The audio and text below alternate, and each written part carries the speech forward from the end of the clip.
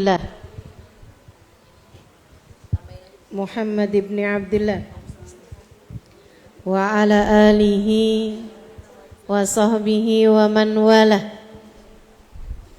Subhanaka la ilma lana illa ma 'allamtana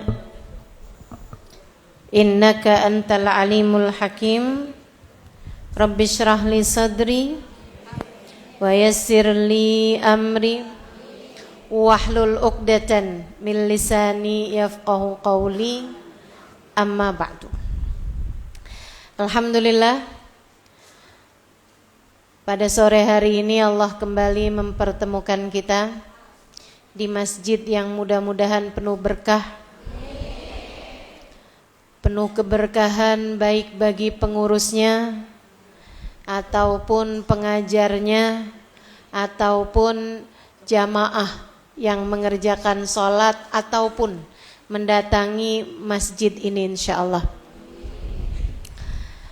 Semoga semua yang hadir pada hari ini dilimpahi Allah keberkahan, disayang-sayang Allah, dirahmati Allah, dicintai Allah, disayang-sayang Rasulullah, disyafaati Rasulullah Muhammad sallallahu alaihi wasallam, insyaallah. Amin ya rabbal alamin.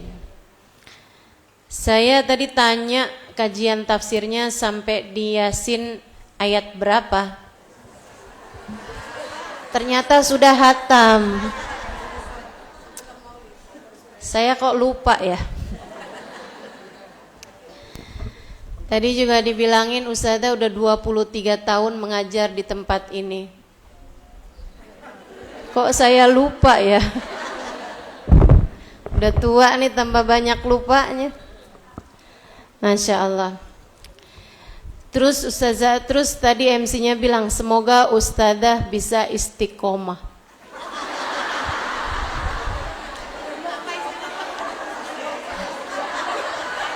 Udah ngisi 23 tahun tuh apa namanya? Mestinya pertanyaannya tuh dibalik. Saya udah ngajar 23 tahun di sini. Kamu sejak kapan? Mudah-mudahan kedepannya kita semua sama-sama bisa istiqomah. Amin ya rabbal alamin. Jadi sesudah Yasinnya selesai, sekarang mau ngaji apa?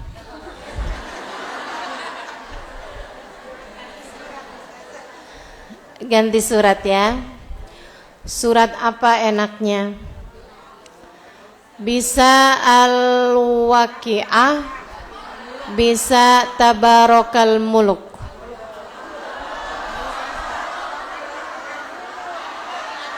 Al-Baqarah.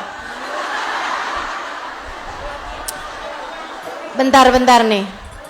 Saya sebenarnya nggak apa-apa ngasih kajian surat Al-Baqarah sekalipun. Insya Allah saya udah ambil ilmunya. Maksudnya saya udah pernah belajar ngaji kitab Al-Baqarah dan surat-surat lain. Cuman masalahnya kemarin Yasin aja tuh lebih dari setahun kayaknya. Betul ya? Berapa bulan gitu Yasin. Kayaknya kalau Al-Baqarah saya takutnya berapa tahun gak hatam-hatam nanti. Janganlah ya. Surat-surat pendek aja yang sering ibu-ibu baca. Al-Fatihah. Udah bukan? Al-Fatihah udah ya? Iya, Al-Fatihah udah pernah. Hah? Baik. Antara Al-Waqi'ah sama Al-Muluk, ibu-ibu banyak baca mana? Al-Muluk. Oke, baiklah. Kita akan baca surat Al-Muluk. Kita akan pelajari surat ini insyaallah. Mudah-mudahan jadi ilmu yang manfaat, menjadikan kita jadi ahli-ahli al-mulk, ahli-ahli surat Tabarak, menjadi orang-orang yang tidak pernah lepas dari surat Tabarak insyaallah. Amin ya rabbal alamin. Untuk itu sebelum kita mulai, kita awali dulu dengan membaca niat belajar. Semoga Allah Subhanahu wa taala meluruskan niat kita belajar mengaji li'ila kalimatillah, li'irda'illah, mau nyari ridha Allah, mau nyari syafaat Nabi Muhammad, mau nyari kedekatan dengan Allah Subhanahu wa taala melalui firman-firmannya. Ikuti sudah saya. Bismillahirrahmanirrahim. Nawaitu ta'allum wa ta'lim wan naf'a wal intifa' wal mudzakarah wat tadhkir ibtigha'a mardatih wa qurbih wa thawabih wa husnil khatimah ma'al lutfi wal afiyah wa salahil akibah birahmatika ya arhamar rahimin.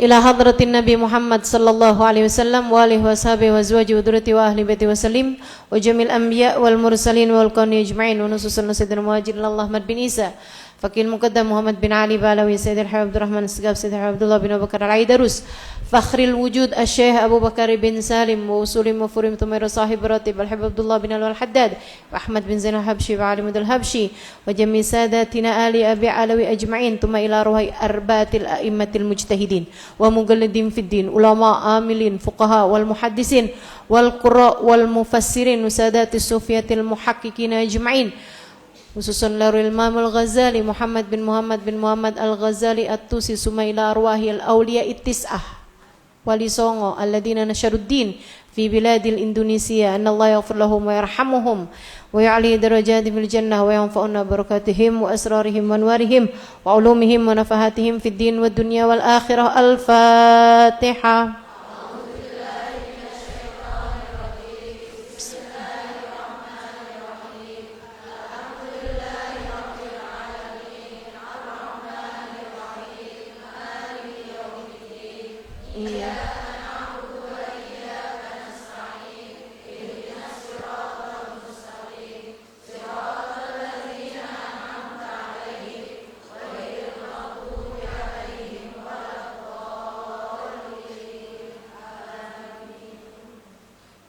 A'udzu billahi minasy syaithanir rajim.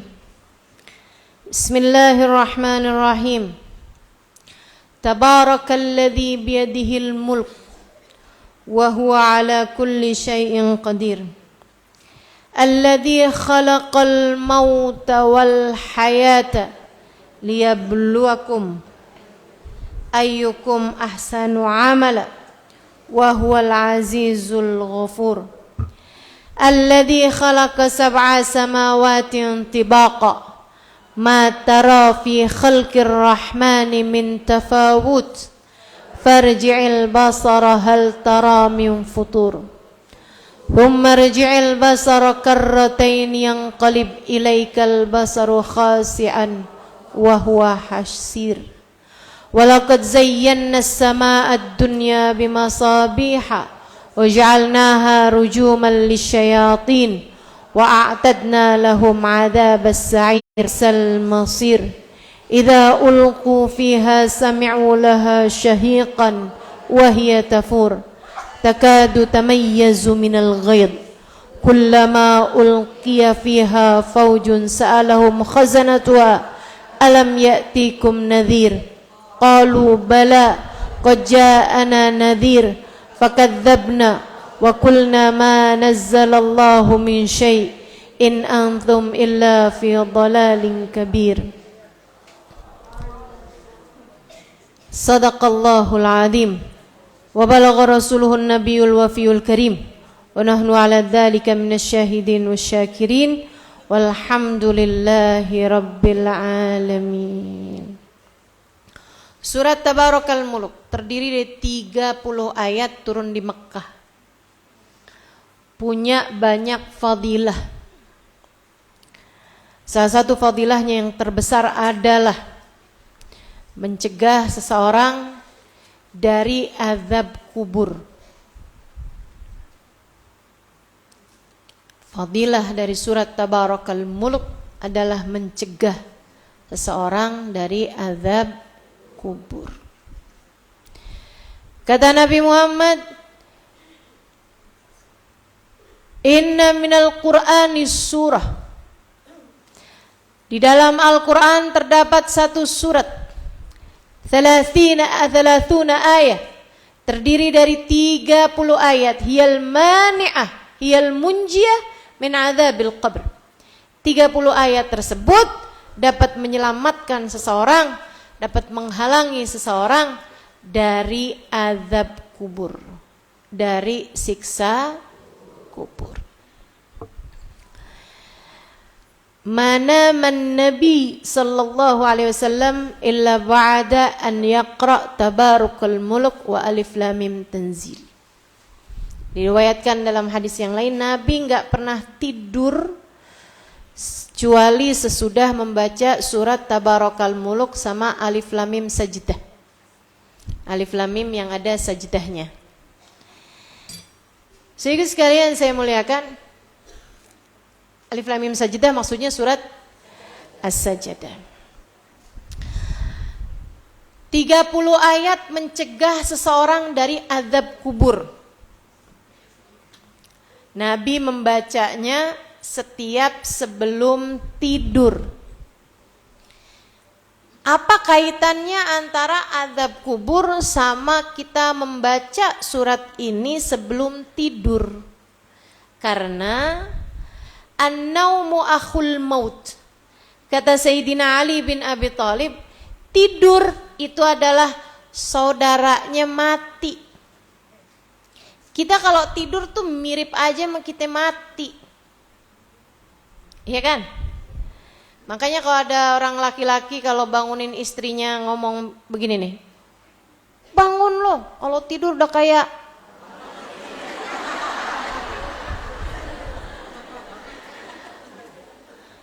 kalau dia bilang kayak kerbau misalnya gitu ya. Iya. Sebenarnya kurang tepat tuh, lebih tepatnya biar ilmiah. Kayak orang mati. Gitu. Sebab yang namanya tidur adalah akhul maut. Tidur tuh saudaranya mati. Cuman kita itu ama mati takut, ama tidur demen.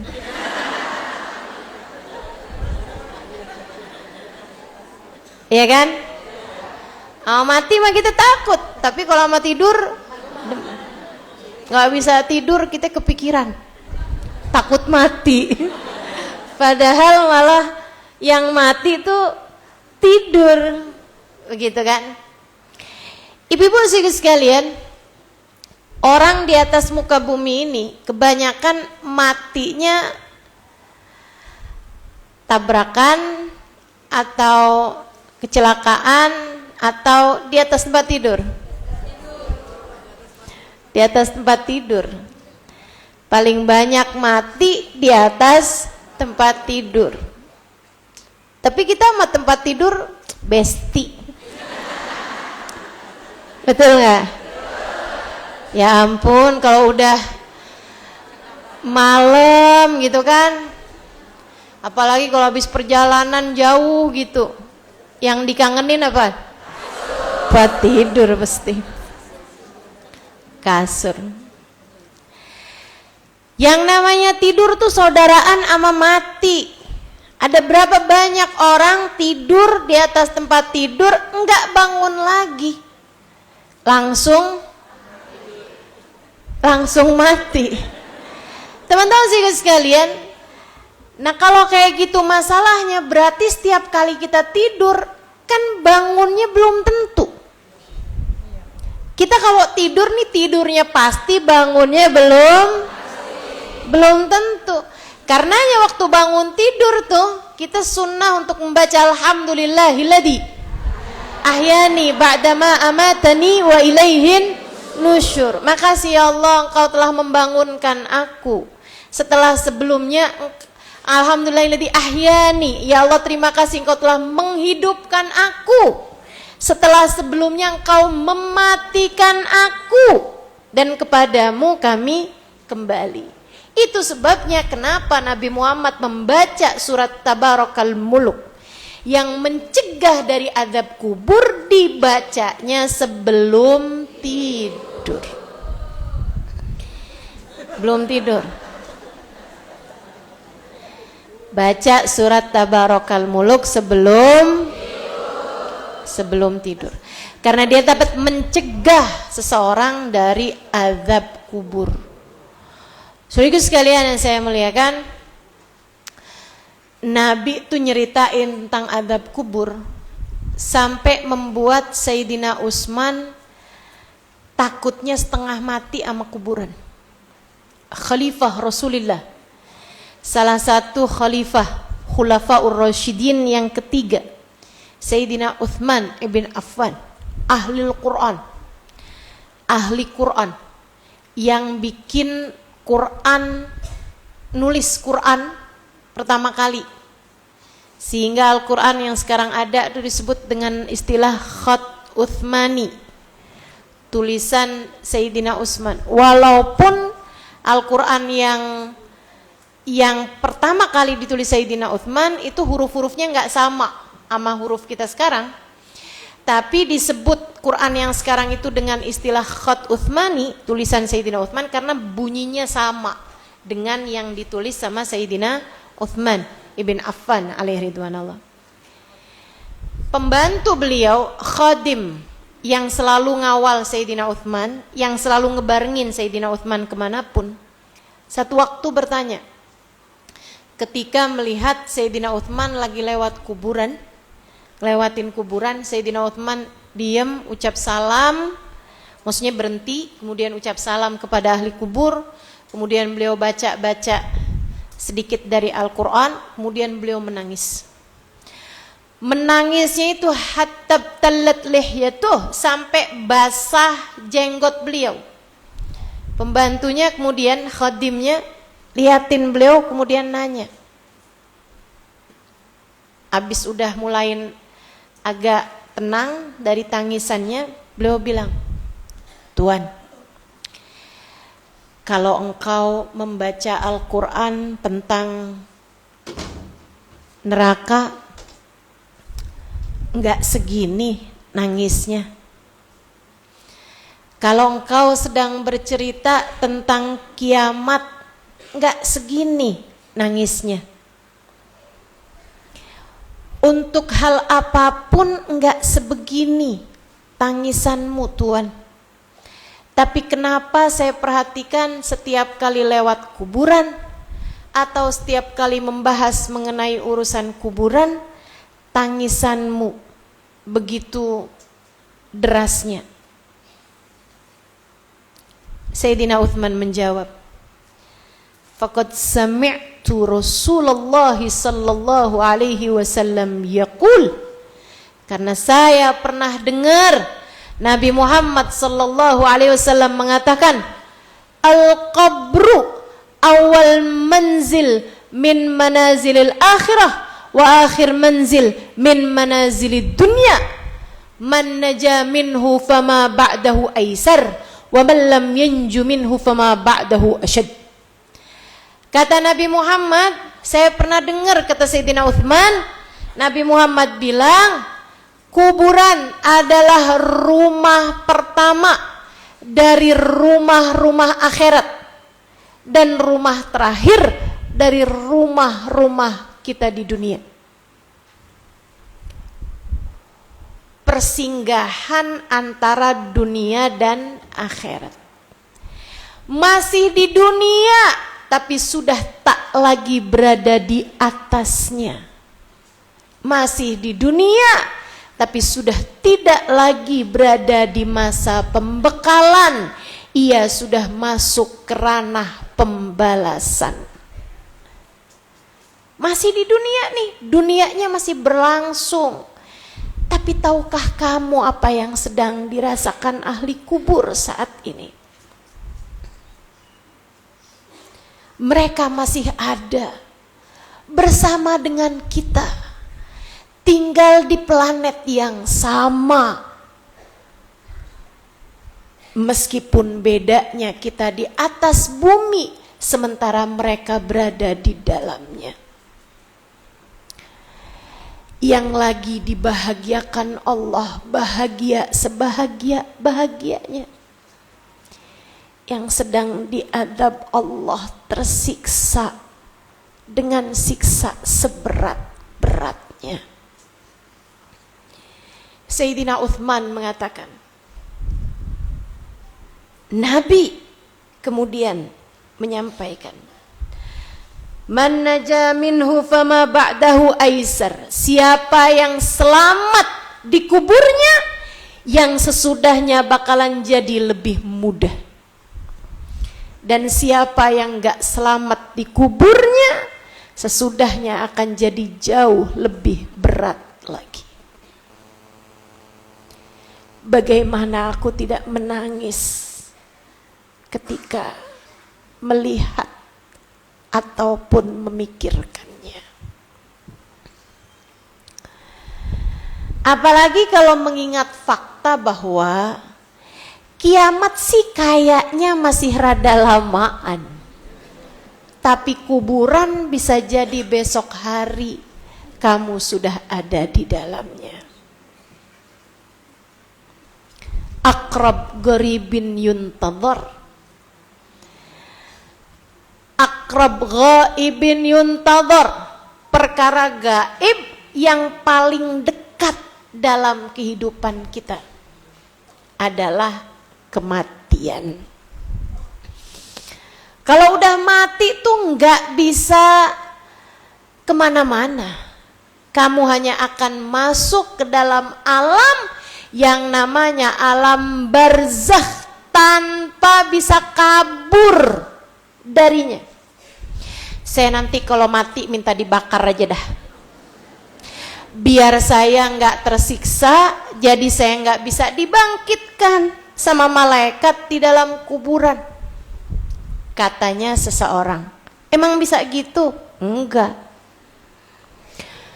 Ustazah, kalau orangnya udah jadi debu gitu karena dibakar, masih ada azab kubur? Ada. Masih ada nikmat kubur juga? Ada. Kenapa Ustazah bisa begitu? Karena yang diazab ataupun yang diberi kenikmatan bukan badannya melainkan ruh. Sementara ruh khuliqatir ruhu lil abad. Ruh itu ketika sudah diciptakan, ia tercipta untuk selamanya. Gak ada yang bisa kabur. Ustazah, ada orang nih mati. Matinya Ustazah dimakan ikan paus. Jadi kan kagak ada kuburannya tuh Ustazah, gak ada jasadnya Ustazah. Dia ada adab kubur apa enggak? Ada. Ada lagi nih. Nanti saya kalau mati minta dikafaninnya pakai kain bekas aja dah. Biar pas malaikat datang dikirain tamu lama.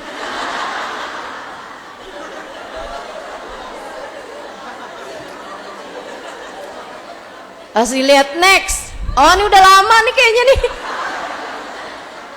Kain kafannya udah bekas. Masya Allah. Nggak bisa begitu. Kata Allah Subhanahu wa ta'ala, wa min waraihim barzakhun ila yaumi yub'atsun. Di belakang kehidupan kamu ini, sesudah kalian menjalani kehidupan dunia ini, ada alam barzakh sampai kalian dibangkitkan ketika datang hari kiamat.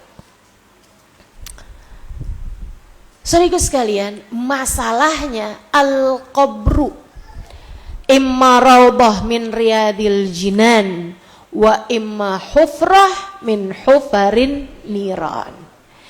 Kata Nabi Muhammad, kuburan tuh Ada yang jadi kebun-kebun surga, ada yang jadi lembah dari lembah-lembahnya api neraka. Ada yang jadi kebunnya surga, ada yang jadi lembahnya neraka. Ada yang begitu, ada yang begitu. Kamu masuk yang mana? Kita masuk yang mana? Nggak pernah ada jaminannya. Tidak ada seorang pun di antara kita yang sudah dapat jaminan bahwasanya kubur kita akan menjadi kebun-kebun surga. Sebagaimana tidak ada kepastian juga bagi siapapun di antara kita, meski sebesar apa dosanya, kuburnya menjadi lembah-lembah neraka, belum ada yang pasti. Maka untuk ketidakpastian ini mari memperjuangkan diri. Maka untuk ketidakpastian ini mari kita berlomba-lomba untuk menuju kepada kebaikan-kebaikan sesudah kematian. Teman-teman sekalian saya muliakan, makanya nih, ini kan kita ngeri nih sama urusan adab kubur. Serem banget teman-teman sekalian. Ada tuh ayat di surat apa ya? Muzammil apa kalau nggak salah ya? Sayaj'alur Syaiba Sayaj'alur Pak nih saya udah tua itu apa?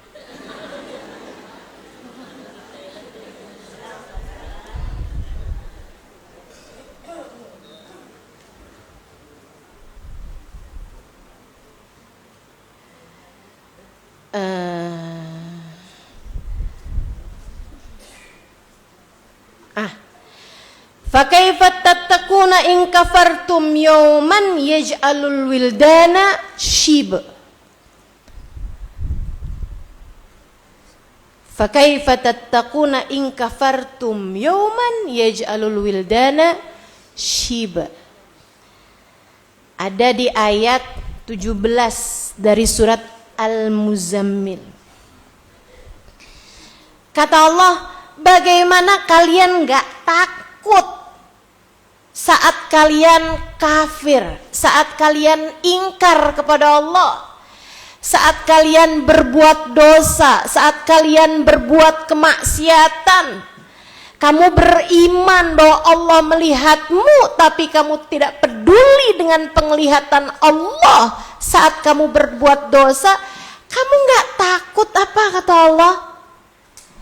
Yauman yaj'alul wildana shiba, pada satu hari di mana Allah menjadikan bayi-bayi menjadi beruban.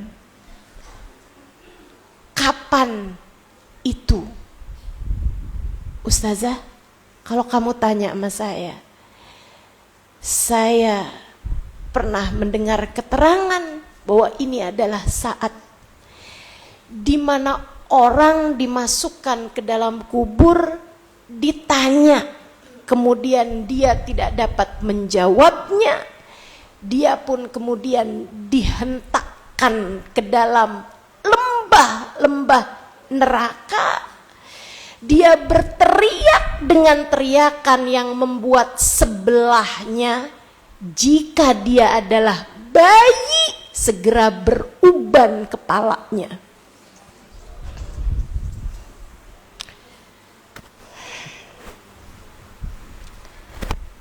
Bagaimana menurutmu? Ngeri banget kan? Allah tuh kalau bikin bahasa ngeri teman-teman. Kalau lagi mau nakut-nakutin tuh serem. Itu kuburan. Kamu bisa bayangin kalau kamu mendapatkan siksa yang bahkan kalau sebelah kuburmu itu ada bayi, ada anak kecil dikuburin, teriakanmu, ketakutanmu membuat anak bayi kepalanya langsung ubanan. Bukan kamu loh, bukan, sebelah, tetangga sebelah. Serem banget kan? Itu kuburan, azab kuburan. Sementara dosa-dosa yang memungkinkan kita untuk diazab kubur bukan satu, bukan dua yang sudah kita kerjakan. Betul? Betul? Katanya Nabi Muhammad SAW, dua dosa yang paling banyak bisa beratin kuburan, bisa beratin azab kubur. Gak peduli sama najis kencing. Yang keduanya namimah, mengadu domba. Betapa dua hal tersebut itu juga bahkan seringkali kita nggak anggap penting gitu kan. Belum lagi dosa-dosa yang lain yang jauh lebih berat, teman-teman. Dosa lain yang jauh lebih berat. Saya pernah dengar dari guru saya, Hubabah Nur. Hubabah pernah cerita bahwa dosanya pezina yang sudah punya pasangan. Nih ya, ada istri udah punya suami di rumah, tapi dia selingkuh dan berzina dengan tentu yang bukan suaminya. Atau laki-laki punya istri, tapi dia berbuat zina, tentu saja bukan dengan istrinya. Itu azabnya. Murka Allah kepadanya adalah setengah murka Allah kepada seluruh ahli kubur.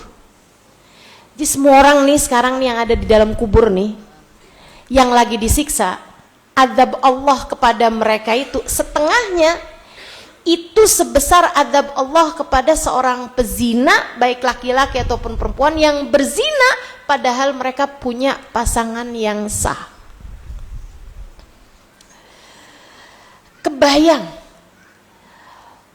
dosa-dosa kita ini, maksudnya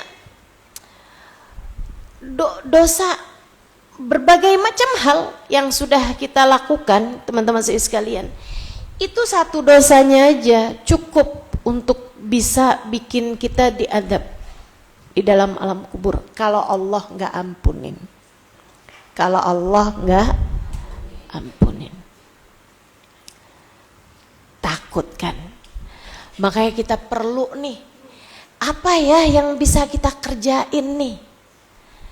Nabi karena kesian sama kita nih, Nabi kasih tahu.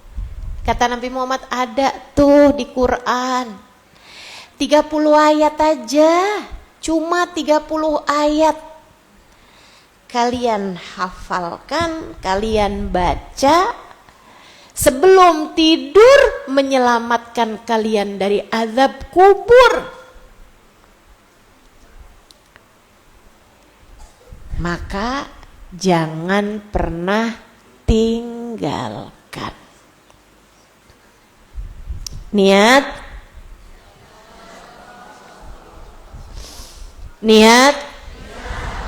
insya Allah. Kita minta, kita niat mulai malam ini dan seterusnya, saya tidak akan pernah meninggalkan membaca surat Tabarakal Muluk sebelum saya tidur. Dari pentingnya baca surat Tabarakal Muluk ini, teman-teman, sampai-sampai gurunya guru saya, namanya Habib Muhammad bin Abdullah Al-Haddar alaihi ridwanallah, guru dari guru saya Sayyidil Habib Umar bin Hafiz. Habib Muhammad bin Abdullah Al-Haddar mengatakan majnun. Ibunda dari ayahanda dari Hubabah, guru saya, Hubabah Ummu Salim, Hubabah Nur, Hubabah Maryam. Itu ayahanda beliau namanya Habib Muhammad bin Abdullah Al-Haddar. Beliau pernah mengatakan majnun manam walam yaqra surat Tabarak. Gila orang berani tidur sebelum dia baca surat Tabarak.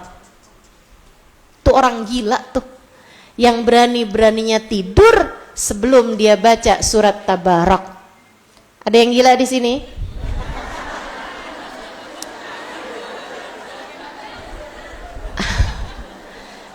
Ada yang pernah tidur sebelum baca surat Tabarak di sini? Semuanya ternyata. Selamat datang wahai para orang gila.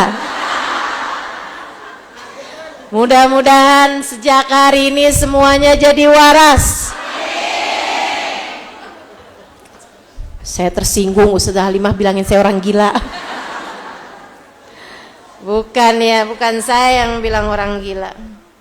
Tapi Habib Muhammad bin Abdullah Al-Haddar. Beliau mengatakan bahwa orang yang berani tidur sebelum baca surat Tabarak gila. Kenapa gitu? Nah tidurnya udah pasti, bangunnya belum tentu kok. Bisa-bisanya kamu berani banget kamu tidur sebelum baca surat Tabarak. Kamu belum ambil jaminannya. Kamu belum ambil jaminannya. Itu kayak orang berani-beraninya naik motor atau naik mobil remnya blong. Gimana tuh? Untung aja gak mati itu hari. Untung aja terbukti malam itu kamu belum meninggal dunia. Saya berharap ketika datang malam yang kita tidak akan bangun kembali, kita mengawali tidurnya dengan membaca surat Tabarakal Muluk. Karenanya teman-teman, dari pentingnya membaca surat Tabarak ini dengerin nih. Dengerin, biar kamu habis ini gak pernah berani lagi ninggalin surat Tabarak. Dan kamu juga menghafal surat tersebut. Nabi Muhammad tuh bilang, sesudah tahu fadilahnya surat Tabarak, di mana bahkan Nabi Muhammad bercerita orang tuh kalau meninggal dunia baca surat Tabarak, kalau mau ada siksaan datang ke kepalanya bilang, oh kamu gak bisa sampai lewat sini, dari atasnya gitu mau ada datang siksaan, kamu gak bisa sampai di sini karena dia telah membaca surat Tabarak. Kalau mau datang siksaan lagi dari arah kakinya bilang gitu juga, kamu gak bisa lewat sini nih karena sudah menghalanginya surat Tabarak. Dari arah perut, dari arah manapun gak bisa dapat siksaannya. Nabi Muhammad dari taunya mengenai fadilahnya Tabarak, dari ngertinya bagaimana manfaat surat Tabarak bagi kubur umatnya, Nabi kemudian mengatakan, dengerin, awaddu law annaha fi qalbi kulli mu'min. Aku berharap, kata Nabi, aku berharap semoga ayat ini ada di hati setiap umatku yang beriman. Sampai hatikah kamu mengecewakan harapan Nabi Muhammad? Yang mana Nabi berharap surat itu kita hafal bukan untuk kepentingan Nabi, bukan untuk kepentinganmu sendiri, karena Nabi sayang sama kita, Nabi sayang sama saya, Nabi sayang sama kamu. Sampai Nabi Muhammad bilang, please tolong hafalin surat Tabarak. Awaddu Lau annaha fi qalbi kulli mu'min, aku berharap agar surat Tabarak ada di hati setiap hamba Allah yang beriman.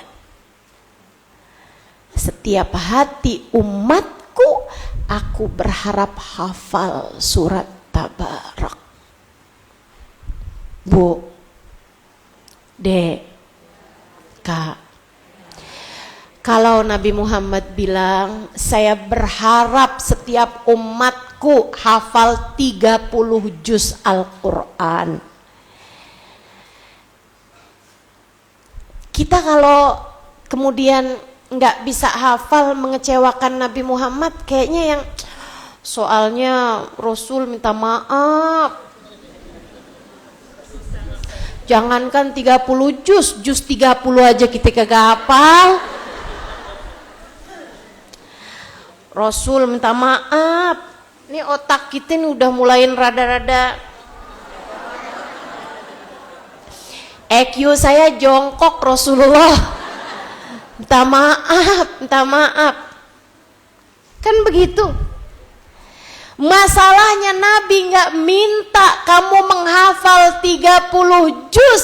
Bahkan Nabi tidak meminta kepada kita buat hafal juz 30, tapi hanya 30 ayat.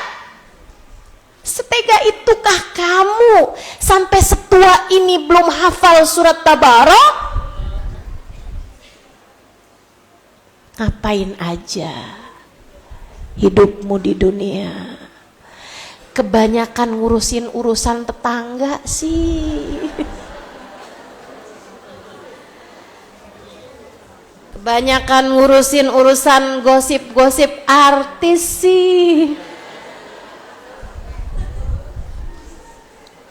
Sampai sekedar surat Tabarak 30 ayat aja enggak hafal. Tapi enggak apa-apa, kamu masih diberi Allah kesempatan. Kamu masih hidup sekarang, yuk pakai. Mudah-mudahan nih, saya berharap bulan depan kalau ketemu saya lagi 30 ayat, tiap hari 1 ayat doang aja, kamu udah hafal bulan depan. Jangan ngomongnya kayak insyaallah susah. Itu belum. 1, kamu nggak beneran niat, gitu kan ya. 2, kamu meremehkan dirimu sendiri. Kamu tuh kayak bilang boro-boro dah Tabarak. Berapa tadi? 30. Jauh banget dah 30. Masalahnya Al-Kafirun aja kebolak-balikmu.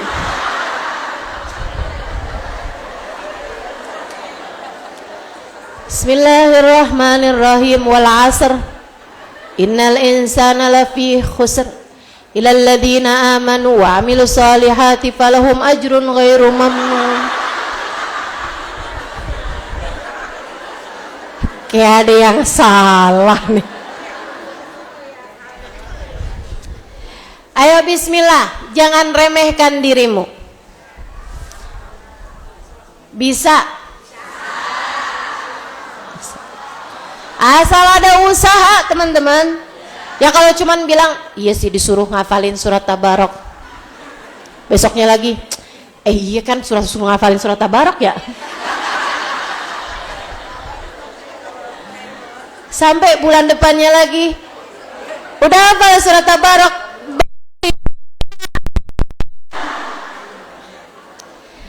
Minta sama Allah biar diberi kemudahan. Yang belum hafal, saya sangat berharap hafalkan, insya. Saya inget tuh, dulu saya pernah pengajian kayak gini, tapi masih jamaahnya belum banyak di salah satu majelis.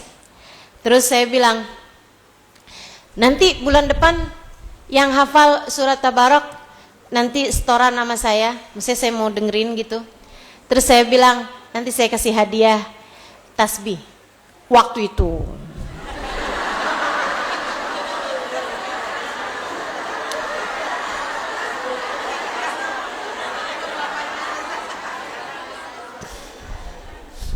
Udah tuh, akhirnya bulan besoknya lagi pada bilang, saya hafal Ustazah, saya hafal Ustazah. Alhamdulillah gitu, banyak yang pada hafal.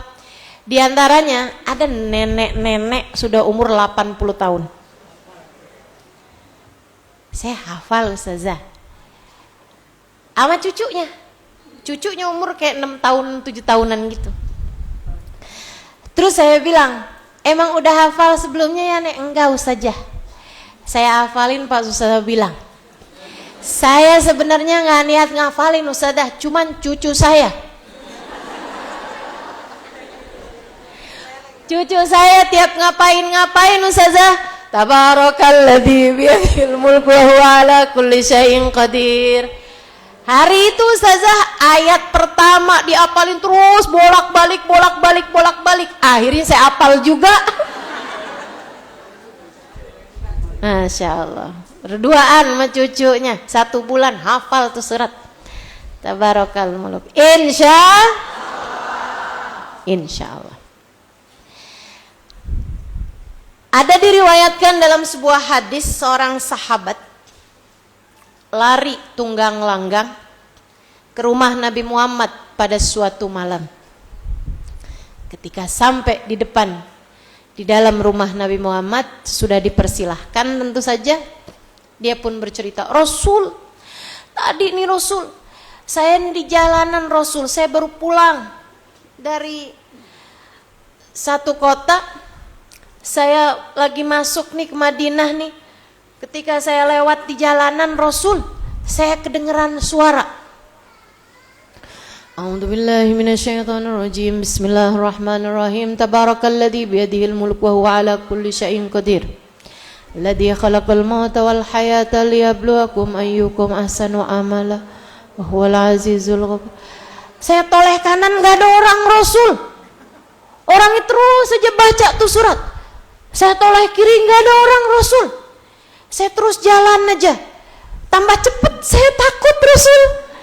Saya liatin ke belakang saya, enggak ada orang. Saya perhatiin depan saya, enggak ada orang. Saya liatin ke atas Rasul, enggak ada orang Rasul. Saya pun jadi lari ke sini ya Rasulullah. Sementara orang tersebut terus membaca surat Tabarakal Muluk yang saya tidak mendapati ada orangnya, hanya suaranya saja melantunkan surat tersebut, surat Tabarakal Muluk sampai dengan akhir. Siapakah dia ya Rasulullah? Tuh kalau nanyanya sama Rasul mah udah pasti benar. Jangan nanya sama saya. Ustazah, kan kemarinan tuh Ustazah, saya kan lagi jalan, tiba-tiba ya Ustazah, kayak ada suara manggil saya gitu. Tuh siapa Ustazah? Mana saya tahu.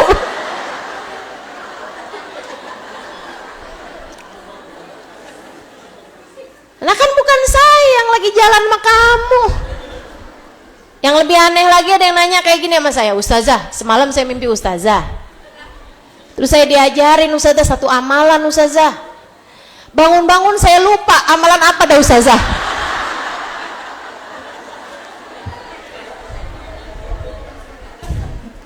Tar nanti malam sebelum tidur kamu doa, ya Allah please kelanjutannya. Ada-ada aja.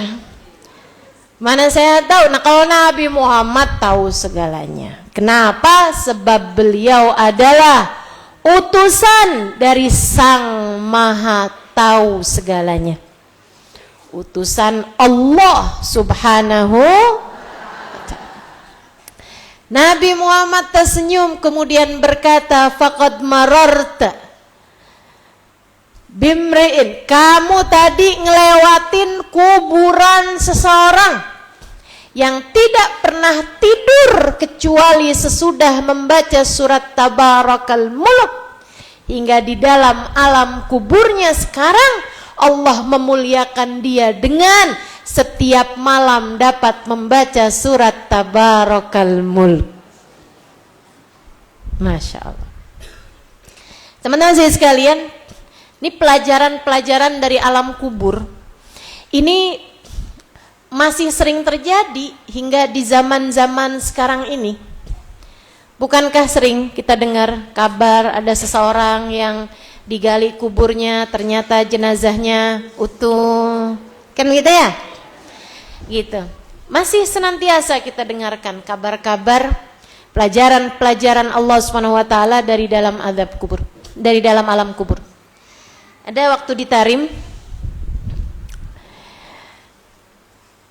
itu saya dengar satu cerita tentang seseorang dikuburkan. Jadi gini, ada orang meninggal dunia, terus kan kalau ada orang meninggal dunia tuh ketika jenazahnya udah mulai disolati gitu, ada yang siap-siap gali kubur tuh. Nah ini ada seorang yang memang kerjaannya dia gali kubur, jadi dia udah siap-siap gali kubur untuk orang yang sekarang lagi lagi mau dimakamkan. Cuman dia lihat-liatin ini kuburannya itu udah ini gitu, udah dempet-dempet, udah penuh. Jadi akhirnya dia pikir-pikir, yaudahlah nggak apa-apa nih, kayaknya masih ada space sedikit nih gitu dari orang yang di sampingnya ini. Yaudahlah, saya gali aja di situ. Dia gali, begitu dapat kayak sekitar 1 meter gitu galiannya, ternyata dalamnya lubang.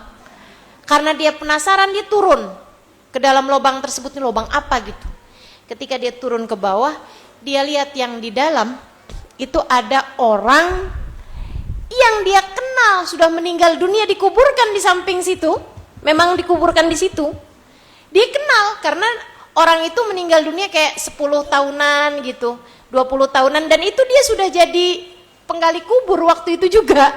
Gitu ya.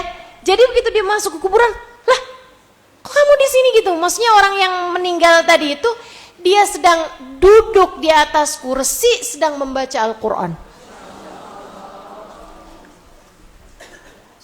Dia kaget banget. Terus dia bilang, kamu ngapain kesini? Naik lagi dan jangan pernah cerita-cerita sama siapapun. Udah tuh, dia naik lagi, dia cepet-cepet kan, dikubur lagi, maksudnya ditumpuk lagi itu tanahnya. Terus dia cari tanah di tempat yang lain untuk nguburin orang tadi. Dia tuh sebenarnya kayak yang nggak mau tanya, nggak mau cerita, nggak mau apa gitu. Cuman dia penasaran, tuh orang amalannya apa ya? Dikuburnya sampai enak banget gitu. Akhirnya dia datengin istrinya. Istrinya masih hidup. Dia tanya-tanya, gimana sih suami kamu? Gitu kan? Terus istrinya bilang, Mang, kenapa kamu tanyain tentang suami saya? Akhirnya dia cerita juga. Kemarin tuh dia bilang, saya gali kuburan, terus saya dapetin di dalam tuh ada suami kamu lagi duduk di kursi baca kuburan. Wah, alhamdulillah, istrinya bilang gitu. Wah, doa kamu mustajab. Seorang tadi nanya, emang doa apa suami kamu dulu? Dulu suami saya tuh suka bilang, ya Allah, saya seneng banget baca Quran.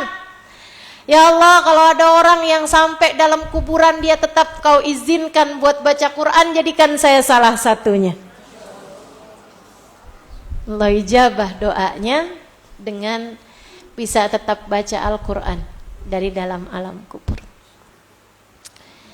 Ayo kamu persiapkan apa buat kuburmu.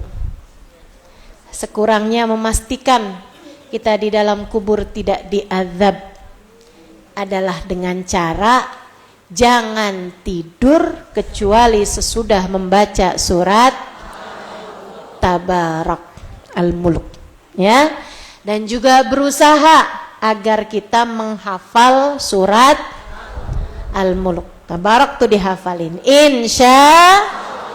Insya Allah. Udah niat semua nih? Niat 2 hal ya. Niat tidak tidur kecuali baca surat Al-Mulk. Yang keduanya niat untuk menghafal surat Al-Mulk. Yang sudah hafal tentu saja tinggal dijagain. Ustazah, kenapa sih Nabi nyuruhnya kita buat hafal aja? Kan kalau baca aja juga gak apa-apa Ustazah. Teman-teman saudara sekalian, satu, zaman itu tuh emang belum ada Al-Quran tulisan. Tuh kan Ustazah, berarti nggak usah dihafal.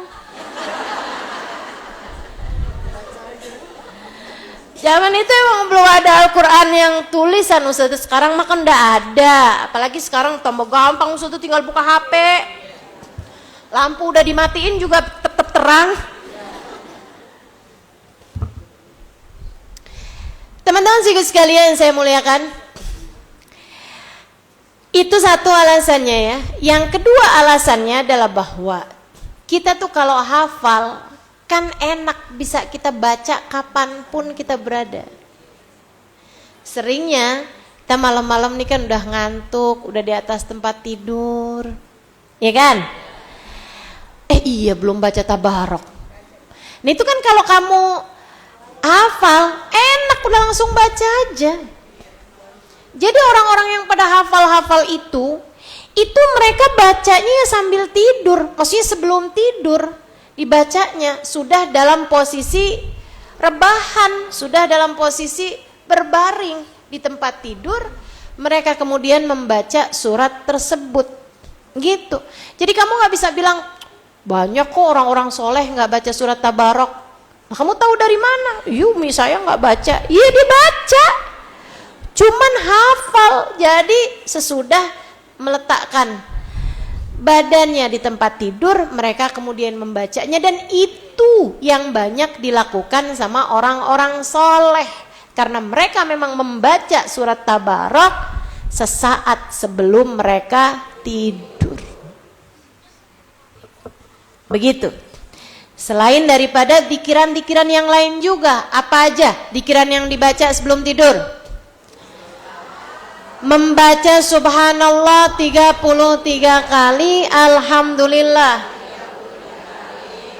Allahu akbar 34 kali, atau Allahu akbar 33 kali akhiri dengan la ilaha illallah wahdahu la syarikalah, lahul mulku wa lahul hamdu yuhyi wa yumit wa huwa ala kulli syai'in qadir. Begitu. Itu baca surat tersebut, itu baca zikir tersebut itu diajarkan Nabi kepada Sayyidah Fatimah Zahra. Kata Nabi, kalau kamu membacanya sebelum tidurmu, selain daripada tidur madep ke arah kanan dan wudu terlebih dahulu sebelum tidur, ya, dengan cara seperti itu kemudian kamu baca tuh tadi itu zikiran yang tadi. Kata Nabi Muhammad sallallahu alaihi wasallam, maka bangun tidurnya nanti Allah akan segarkan badanmu sehingga kamu tidak lagi memerlukan pembantu yang membantumu urusan rumah tangga. Badannya pada sehat. Dalam artian kemarin-kemarin capek-capek kayak apapun, nah itu bangun tidur udah gak capek lagi. Dan ini terbukti teman-teman, terbukti. Cobain aja dah. Kamu kalau mau tahu mujarabnya apa yang diajarkan sama Nabi Muhammad, amalin. Jarib ta'rif kata pepatah Arab. Cobain kamu bakal tahu. Tapi kalau kamu lebih percaya sama apa yang disampaikan orang-orang lain, deh. Nih kamu minum suplemen ini sebelum tidur, nanti bangun tidur kamu akan segar, misalnya gitu. Bisa jadi benar, tapi kamu harus tahu Nabi Muhammad la yantiqu anil hawa in huwa illa wahyun, tidak pernah mengucapkan satu ucapan melainkan wahyu dari Allah Subhanahu wa taala. Kebenaran ucapan Nabi Muhammad SAW tidak terbantahkan sebab semua ucapannya datang dari Allah. Ilmu yang lain bisa benar bisa salah. Sains, teman-teman sekalian, bisa benar bisa salah. Nih ya, saya dulu zaman saya SD itu dikatakan bahwa planet yang mengitari bumi jumlahnya ada 9. Sekarang kamu taunya 9 juga? Kamu setua saya. Sekarang sains itu mengatakan bahwasanya planet yang mengitari bumi jumlahnya ada 12. Padahal kalau dulu saya ngisi 12 tuh saya disalahin. Ternyata yang benar 12 sekarang. Dari situ kita tahu bahwa sains berubah-berubah, teman-teman. Pengetahuan manusia itu terbatas. Tapi yang disampaikan Nabi Muhammad tak akan pernah berubah. Katanya Sayyidina Malik, gurunya Imam Syafi'i. Setiap kali beliau berziarah, ketika beliau berziarah ke makam Nabi Muhammad, beliau mengatakan, ucapan manusia ada benar, ada salah, kecuali dari manusia yang dikuburkan di tempat ini. Semua ucapannya adalah benar tanpa ada keraguan-raguan. Cobain baca subhanallah 33 kali sebelum tidur. Alhamdulillah 33 kali. Allahu Akbar 34 kali. Saudaraku sekalian saya muliakan, liatin kebenaran ucapan Nabi Muhammad sallallahu alaihi wasallam. Kamu kalau mau bandingin itu dengan minum obat, minum jamu atau apapun, kamu masih perlu keluar duit, kamu masih perlu beli, kamu masih perlu yang lain. Ini gratis, gampang, mudah. Tidak ada yang menghalangimu untuk melakukannya selain bisikan setan atau kejahatan diri sendiri. Karena kamu mengikuti hawa nafsumu sendiri. Baca. Terus baca apa lagi? Baca Bismillahirrahmanirrahim 21 kali. Itu kamu bacanya aman dari semua mimpi buruk ataupun kejahatan-kejahatan manusia. Kejahatan setan, kejahatan jin, kejahatan apapun tuh aman tuh. Selain itu baca apa lagi? Baca surat Al-Ikhlas dan baca surat Al-Mu'awwidatain serta ayat kursi. Al-Mu'awwidatain artinya adalah Qul a'udzu birabbil falaq sama Qul a'udzu birabbin nas dan ayat kursi. Buat apa itu Ustazah? Perlindungan untukmu. Kalau malam hari itu ada yang mau nyantet kamu, misal kita kan nggak tahu, betul nggak?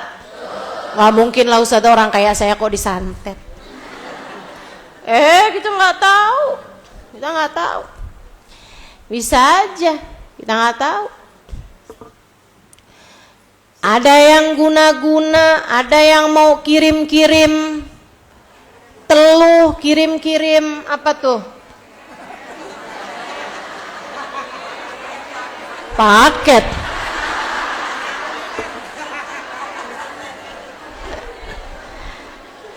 Ada yang mau ngirim-ngirim yang nggak bagus gitu. Barang-barang begituan tuh kan dikerjainnya di waktu malam. Siang-siang beginian mah kagak ada. Kamu nggak usah khawatir, gitu kan? Wah, nih hari ini nih, saya nggak mau pergi keluar pengajian, saya mau di rumah aja. Takut ada yang nyantet malam. Wa min syarri ghasikin idza waqab.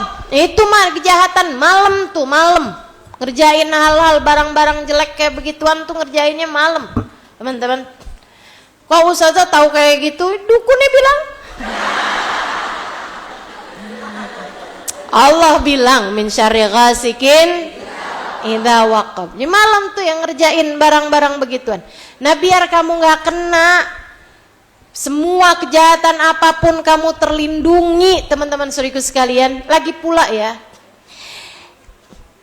kamu tidur tuh, kamu pernah nggak di kamar kamu tiba-tiba ada kalajengking? Pernah nggak? Oh, nggak pernah.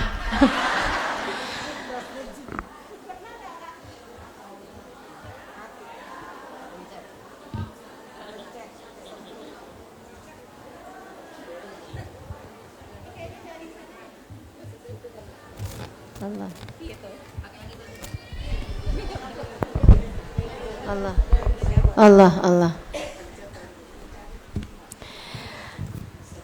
Betapa seringnya kita ini berkemungkinan untuk ada kejahatan di sekitar kita, misalnya binatang berbisa. Pernah ada kecoa nggak di kamar kamu?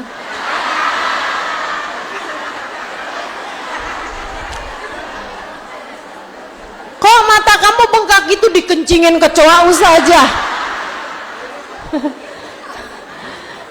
Ya ampun, tuh kecoa kayak kagak ada tempat lain lagi aja. Betapa sangat mungkinnya hal-hal buruk terjadi dalam kehidupan kita kan. Nah, gimana caramu buat jaga diri kalau tidak meminta kepada Sang Pengendali untuk menjaga dirimu itu? Minta sama Allah SWT. Ibu-ibu sekalian, pernah nggak kamu mimpi buruk, kebangun sampai kaget gitu di waktu malam? Pernah? Betapa ternyata bahkan untuk mencegah kita dari hal-hal kecil semacam itu aja, hal remeh yang mungkin terjadi pada setiap orang, kita nggak punya kekuasaan untuk itu gitu. Karenanya minta atau pastikan dirimu untuk melakukan, membaca apa yang diajarin Nabi, dan ajarkan itu pada anak-anakmu. Bu, ajarin itu pada anak-anakmu. Udah mau tidur tuh ngantuk, ayo nak baca subhanallah 33 kali, alhamdulillah 33 kali, Allahu Akbar 34 kali, kan gitu. Ajarin, bacain. Kalau suami sih ya kasih tahu aja, jangan tidur dulu, subhanallah 33 kali.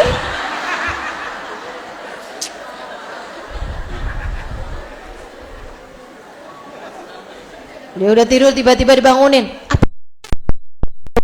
Ayat kursi. Ntar suaminya bilang, wah, kursi, ayat sofa segala, tempat tidur semua udah saya baca.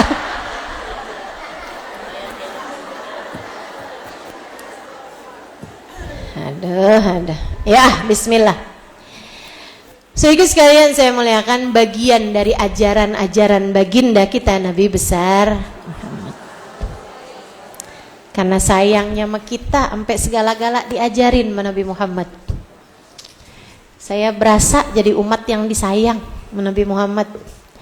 Segala-gala diajarin sama Nabi. Ya Allah, makasih telah Engkau utuskan untuk kami seindah-indah Nabi yang memandu kami hingga kami mengerti berbagai macam hal, bahkan sampai cara kami untuk menghabiskan sisa-sisa hari, sisa-sisa jam sebelum tidur, cara kita ngabisinnya gimana. Bangun tidur mesti langsung ngerjain apa, kan gitu. Diajarin semuanya sama Nabi Muhammad sallallahu alaihi wa ala alihi wa sahbihi wasallam. Sampai gunting kuku, mulainya dari mana, berakhirnya di mana, hari apa, jam berapa, diajarin semuanya. Ya Allah, gak berasa kita umat yang disayang. Sampai caranya bersin, caranya nutup mulut saat bersin, apa yang dibaca abisnya bersin. Kalau kita dengar orang bersin mesti doain apa? Masya Allah, diajarin semuanya, diajarin semua. Saya sih sampai jadi spontan kalau dengar orang bersin, yarhamukallah. Terakhir kemarin ada orang di bandara lagi periksain tas, mau masukin koper tuh, tiba-tiba dia bersin, yarhamukallah. Kenapa?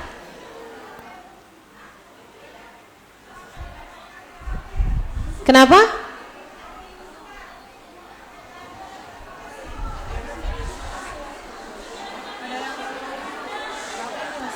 Boleh panitia diamankan.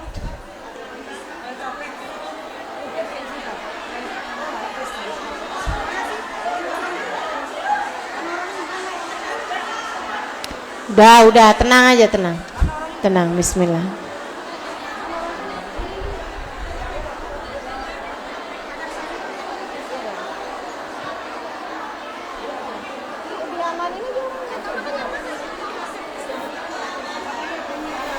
Kenapa sih? Coba lihat, coba lihat.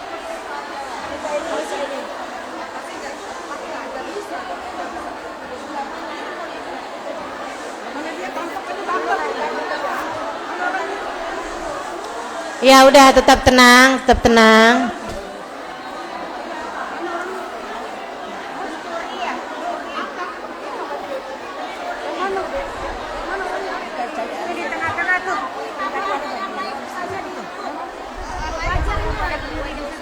Oh iya, yang tadi ngerjainnya tolong dihapus segera.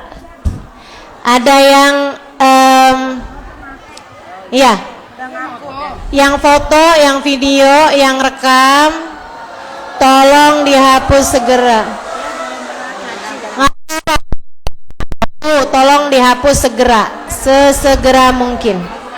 Udah?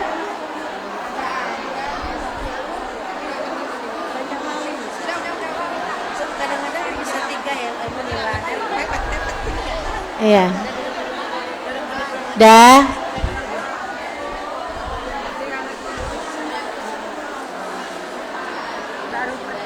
Nggak tahu kan?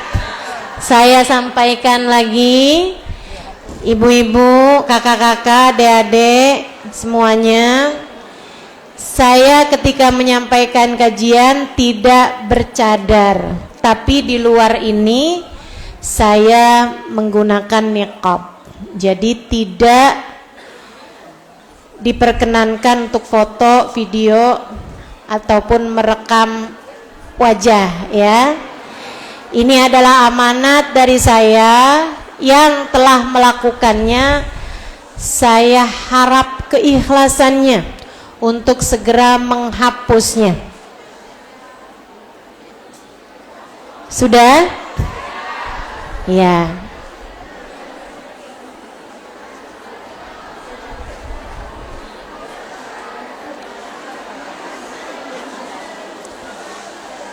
Baik, boleh saya lanjutkan lagi?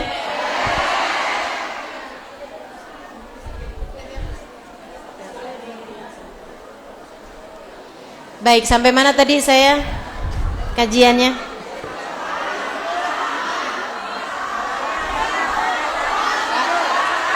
Kecoa.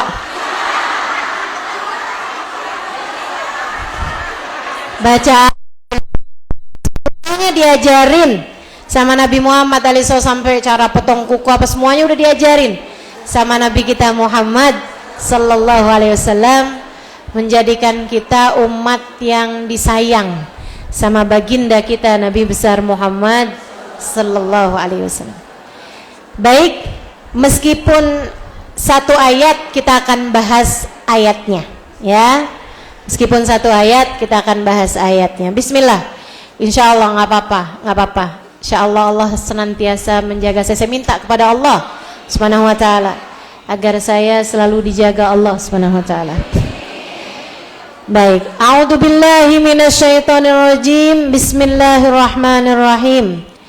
Tabarakal mulk wa huwa ala kulli syai'in qadir. Alladzi khalaqa yabluwakum amala wa huwal azizul ghafur. Sadaqallahul azim. Dua ayat itu kita akan bahas.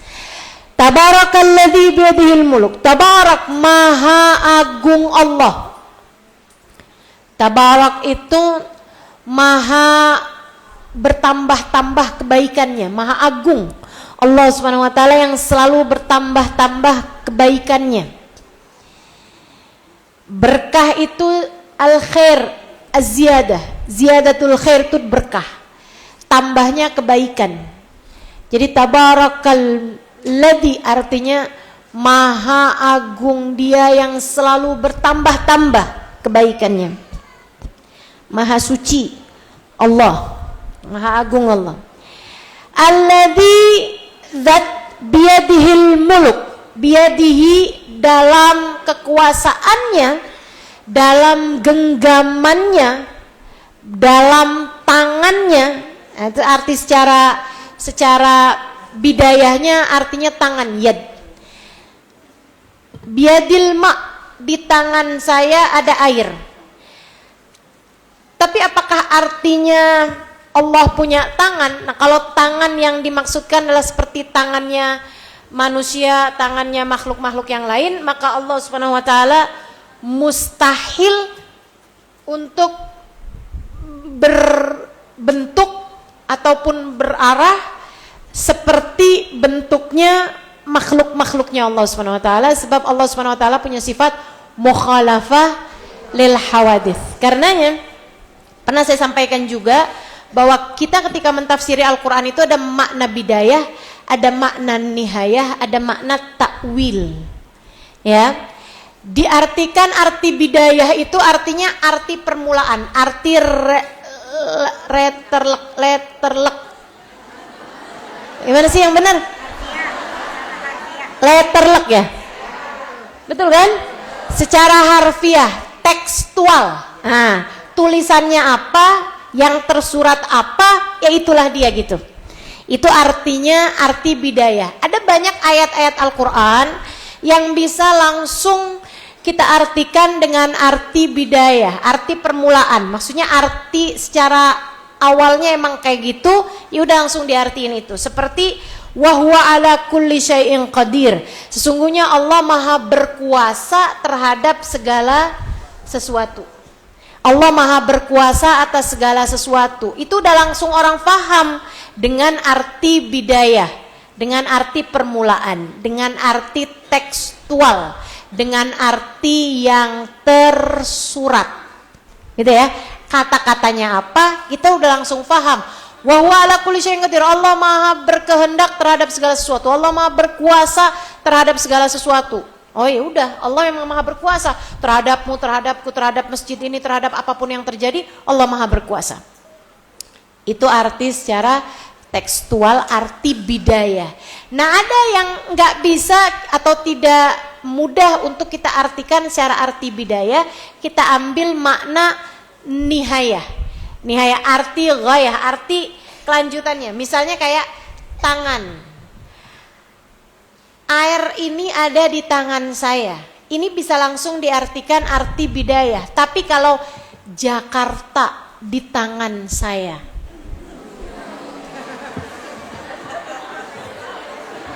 kalau ada seorang gubernur bilang Jakarta di tangan saya menjadi lebih berkembang, kan bisa pakai begitu?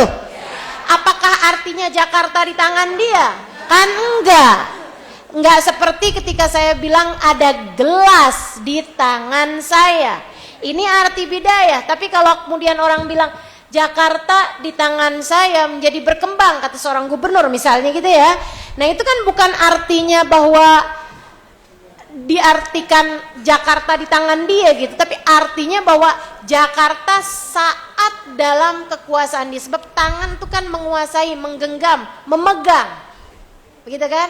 Artinya adalah memegang sebuah jabatan, memegang sebuah kekuasaan, semacam itu. Teman-teman sekalian, sama halnya dengan yang di sini nih di ayat tabarakalladzi biyadihil mulku. Nggak bisa diartikan arti bidayah, kita ambilkan arti nihaya. Artinya adalah bahwa Maha Suci Allah yang dalam genggamannya, dalam kekuasaannya al-muluk, seluruh kerajaan. Kerajaan yang di bumi maupun kerajaan yang di langit, semuanya ada dalam genggaman Allah. Wa huwa ala kulli syai'in qadir.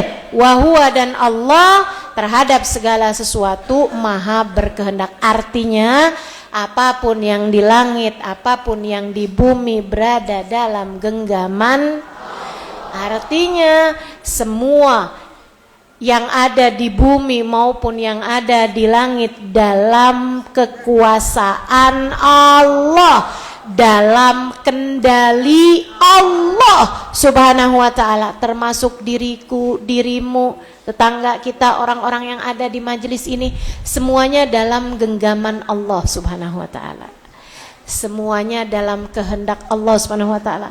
Apapun yang terjadi, meski sepahit apapun, semuanya dalam kendali Allah. Mudah-mudahan Allah selalu menjaga kita semuanya. Semoga Allah Subhanahu wa taala selalu memberikan kendali-kendali baik untuk kita, insya Allah. Amin ya rabbal alamin. Alladzi khalaqal mauta wal hayata liyabluwakum ayyukum ahsanu amala. Ini ayat penting banget nih. Ngasih tahu kepadamu prinsip kehidupan. Ngasih tahu kepadamu untuk apa aku ada di atas muka bumi ini. Banyak di antara kita nih bermula dari anak-anak menuju remaja mencari jati diri, mencari eksistensi diri. Buat apa? Untuk apa saya ada di atas muka bumi ini? Why?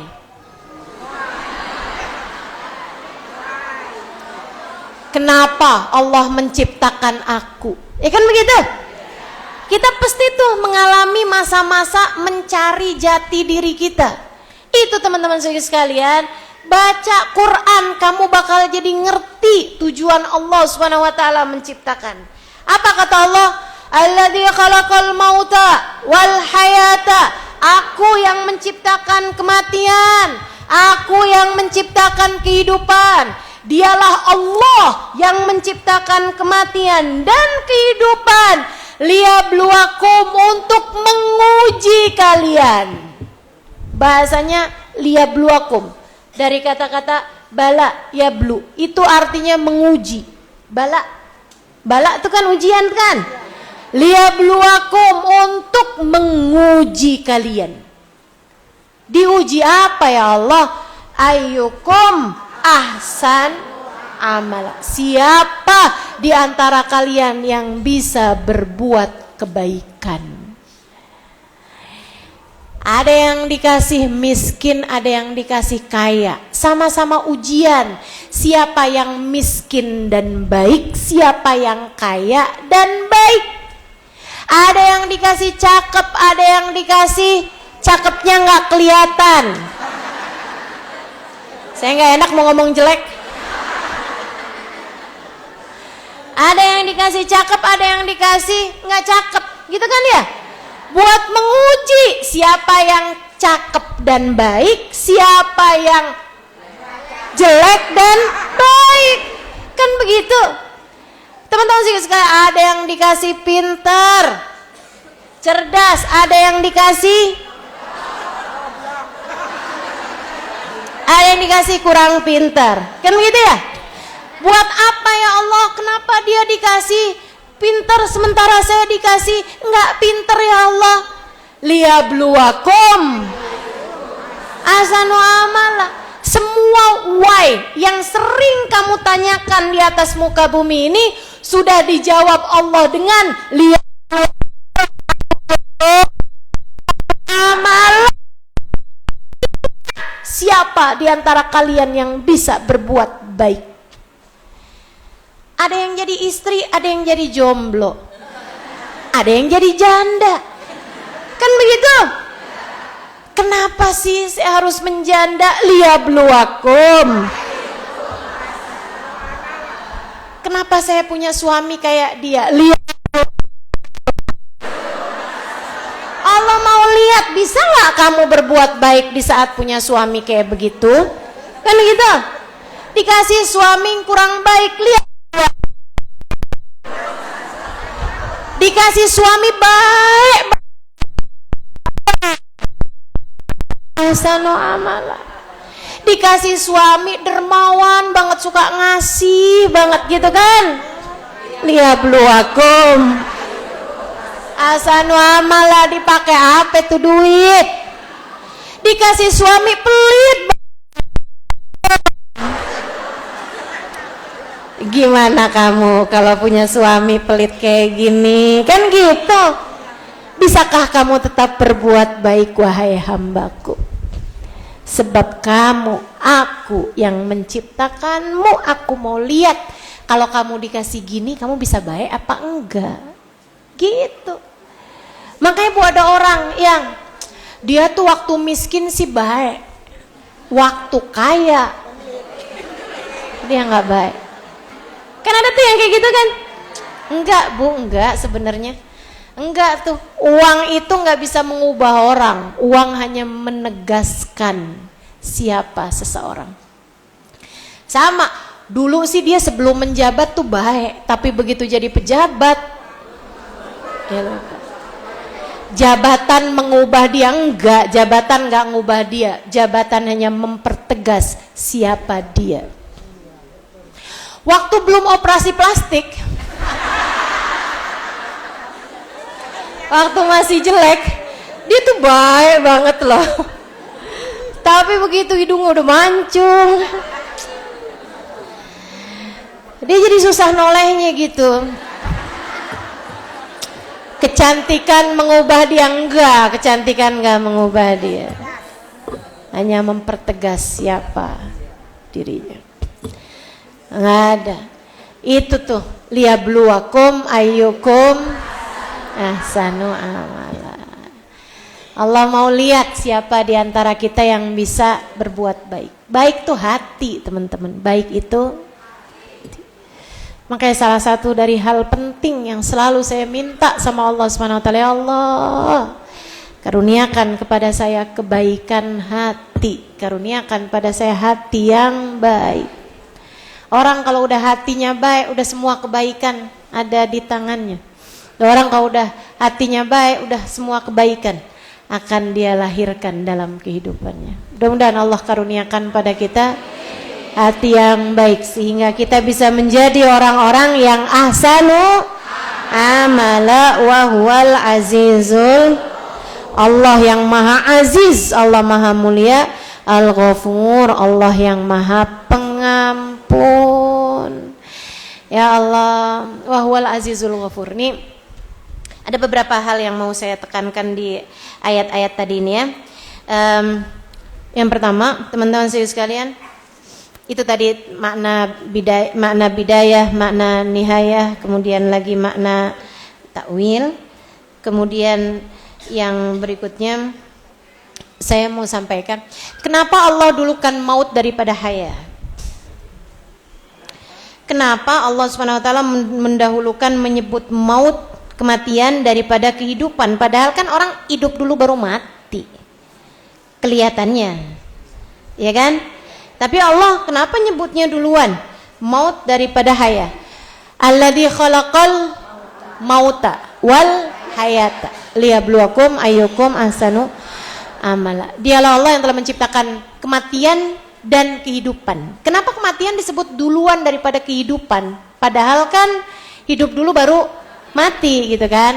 Karena teman-teman saudaraku sekalian, kematian atau tidak adanya kehidupan itu duluan daripada kehidupan. Kita nih sebelum ada bermula dengan tidak ada. Tidak ada, kemudian ada. Nah sesudah ada malah justru akan ada terus. Karena roh kita ini ketika diciptakan abadal abidin, selama-lamanya. Kematian yang berupa ketiadaan itu duluan daripada kehidupan. Nah, selebihnya, sisanya itu seringkali Allah istilahkan dengan al-wafah, dengan wafat. Wafat. Idza jaa ajaluhum, idza jaa tawaffathu rusuluna, kata Allah, tawaffathu rusuluna wa hum la yufaritun. Apabila datang ajal seorang, maka akan diwafatkan orang tersebut oleh para malaikat-malaikat kami, utusan-utusan kami, dan mereka para malaikat itu tidak akan pernah keliru dalam mencabut nyawa seseorang. Nah, kematian yang disebut dengan kematian yang sering kita bahasakan sebagai kematian, orang itu udah meninggal, mati gitu ya, itu bahasanya Allah adalah tawaffathu, kematian. Tawaffathu, bahasa wafat. Apa itu wafat? Perpindahan ruh dari alam dunia menuju alam barzakh. Ruhnya mah tetap ada, bukan nggak ada. Makanya Allah sebutkan maut lebih dulu daripada haya. Karena yang ada sekarang bermula dari tidak ada. Jadi kalau ditanya mana duluan antara ada dengan tiada, yang duluan adalah tiada. Mana duluan antara kematian dengan kehidupan, yang ada duluan adalah kematian. Kamu bermula dari tidak ada menjadi ada. Alladzi khalaqal mauta wal hayata liyabluwakum ayyukum ahsanu amala. Untuk Allah Subhanahu wa taala menguji siapa di antara kita yang dapat senantiasa berbuat kebaikan. Terus wahwal azizul ghafur. Ini teman-teman, Al-Aziz, zat yang maha perkasa, zat yang maha kuat.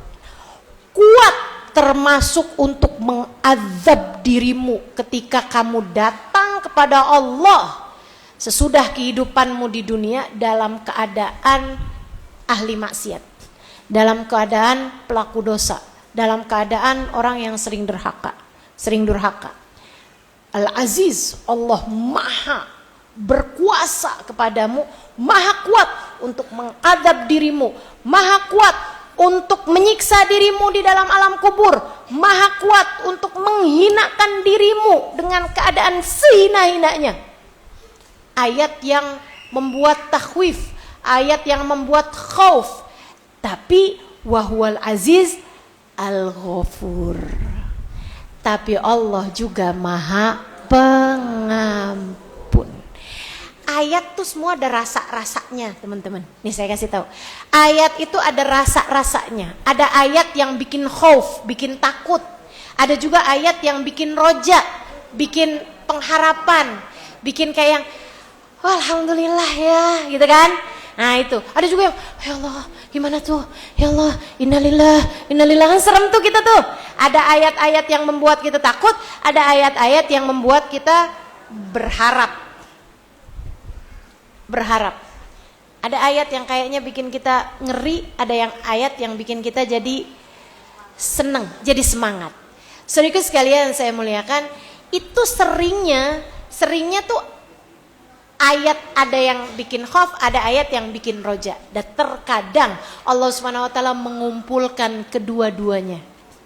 Terkadang Allah mengumpulkan kedua-duanya dalam sepenggal ayat. Salah satunya di ayat yang baru saja kita baca ini.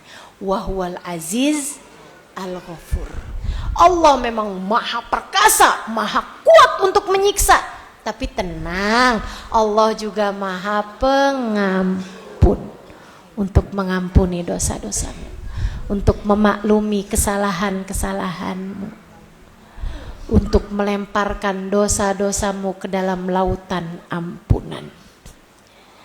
Wah kalau gitu gak apa-apa dong berbuat dosa aja. Balik lagi ke ayat sebelumnya. Wahwal aziz juga ya. Jadi itu kayak yang kamu jangan terlalu kesini juga, tapi kamu jangan terlalu kesana juga gitu. Dua-duanya. Kamu harus punya sayap khauf sama roja, sayap takut sama sayap berharap, harus dua-duanya kamu miliki untuk kamu lebih ringan melewati kehidupan dunia ini dengan cara-cara yang terbaik. Shadaqallahul azim, wallahul muwaffiq ila aqwamit thoriq. Wassalamualaikum warahmatullahi wabarakatuh. Kita baca surat